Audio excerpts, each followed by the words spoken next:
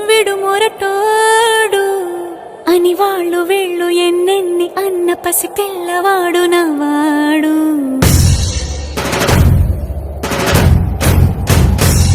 విడు ముండోడు అని ఊరు వాడ అనుకున్న గాని మహారాజు నాకు నవ్వాడు.